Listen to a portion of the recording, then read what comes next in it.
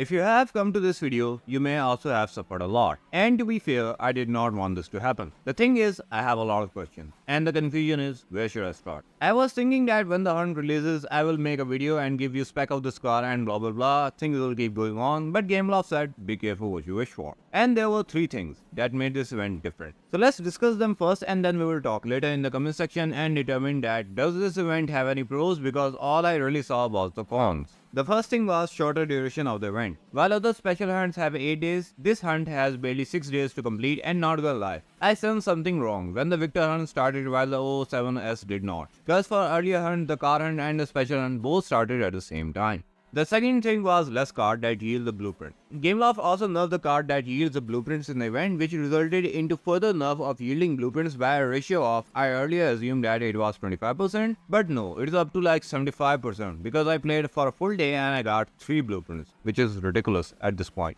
The third thing, and how can I forget to mention it, the ridiculously bad drop rate. Like I did mention about nerfing the yields of blueprint by a further ratio of 75%, this amount that while previously it was taking you a day to complete one stage, you can easily expect this now it might take 3 or so days to complete one stage. Now let's come to only one so-called pro of this event. It is at later stage that you will get the card pack that may give you 2 epics. Sound like a celebration? Well, don't start celebrating too early. Because no matter what it is, a bug or not, no one is sure about that. And besides, I don't seem to be able to understand how stupid it is to think about it, given the fact that any F2P will never reach this stage. Now let's come to our pep talk. I'm gonna be honest with you, I saw that they nerfed the event and everything, and I'm not exaggerating. I thought about going for it and then I spent one day playing it and I said to myself, this is not for me. I'm not gonna be brutal on myself for doing this, but the thing that surprised me even further was that no one pointed out how colossal of a grind this actually is. And all this led me to say, when you have money to serve over the wave of the grind, everything looks appealing.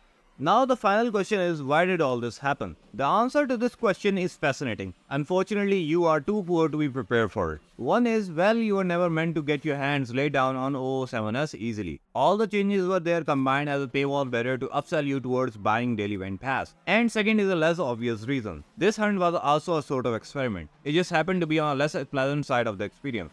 Now at the end you may ask about the stat of this car, to which I would answer that while the event was extensively grindy, so why don't you just boycott the car for a moment and do something else? We will discuss it later when the car will be available through an easy mean. Don't be too brutal on yourself for this event, quit it now. We will get it later some other time. I don't care if anyone calls this an epic event or not, but should epic event be a part of every special event, then I have given few insights here. Enjoy.